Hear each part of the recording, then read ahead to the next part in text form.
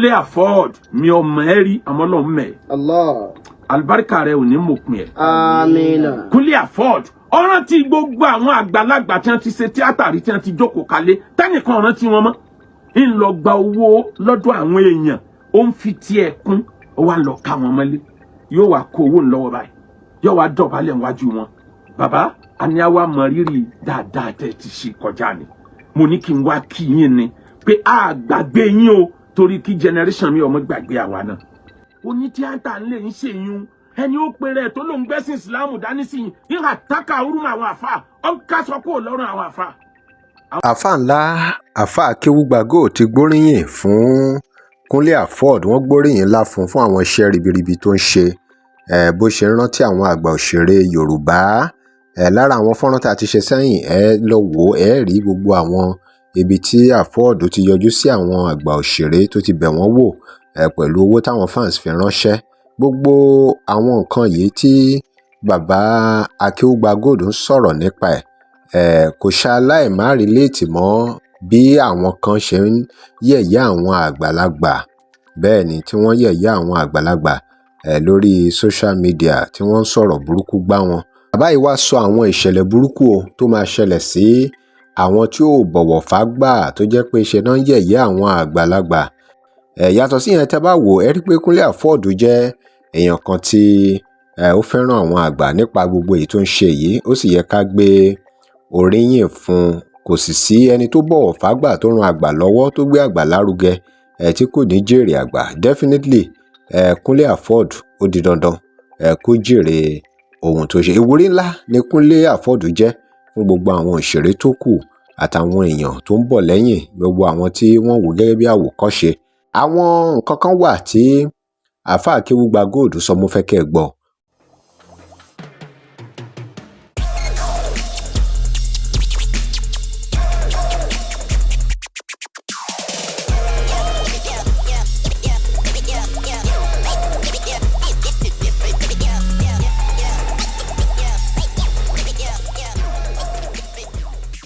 Welcome to Digi Naija. Remember to like, share and follow us. Kí ni àwọn ohun kàyéfì tó máa ṣẹlẹ̀ sí àwọn tó kọ̀ láti bọ̀wọ̀ fágbà tó jẹ́ pé bíi kí wọ́n yẹ̀yẹ́ àgbà kan fọ̀rọ̀ gbá àgbà lórí ni wọ́n fẹ́?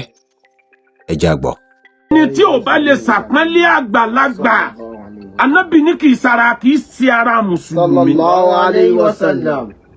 Àwọn apá kan ẹlẹ́sìn mùsùlùmí, apá kan ẹlẹ́sìn Christianity, apá kan ẹlẹ́sìn traditionalist wọ́n sọra wọn di ìwé táwa kà nígbà ayé modern school níbi 40 years ago tàbí 40 something years ago tí wọ́n pè ní Bánkárere asọ̀rọ̀sọ̀bọ́tò.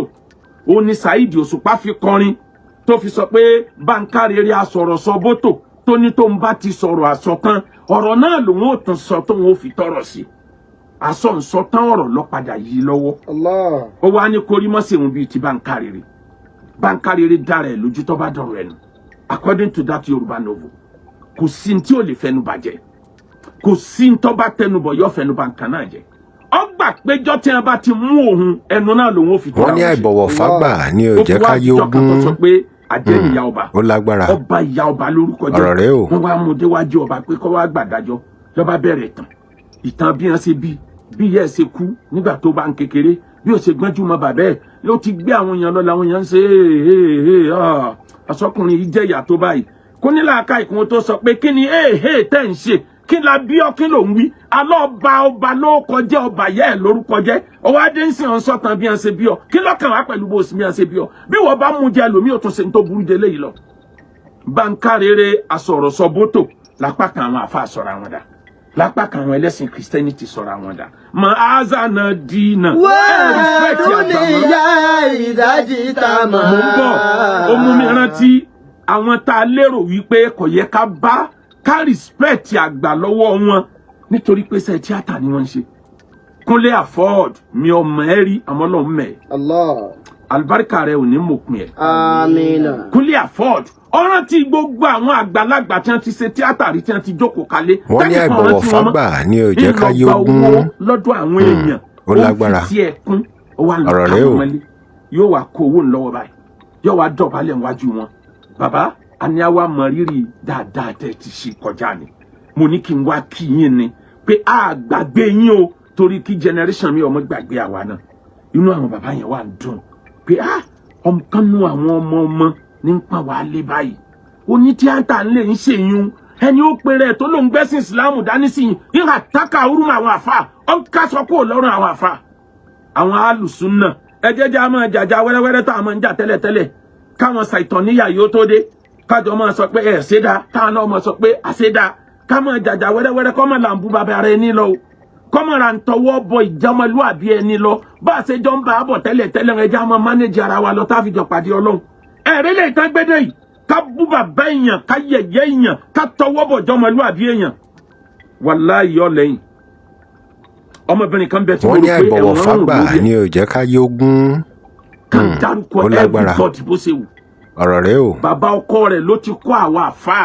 bá a ṣe máa múru wọn pé ìwọ náà ń so ń bẹ gbogbo fídíò rẹ̀ láti download à ń bọ̀ wá lórí ẹ̀ authority tó bá ní láti máa dárúkọ èèyàn gbàgbàgbà lórí ní tó dá tí ò dá láì ní any evidence ó ti jọ́ tá a bá tó bá débẹ̀ yẹn kálàáfíà ó tó jọba nílẹ̀ Yorùbá ẹ respect àgbà òun ní kejì according to biblical quotation bíbélì jẹ́ ká mọ̀ wípé oògùn kan ṣoṣo tó fi lè pẹ́ láyé ni pé bọ̀wọ̀ fún bàbá àti ìyá rẹ̀ tó bá fẹ́ kọjọ́ tìrẹ náà pẹ́ lórí ilẹ̀.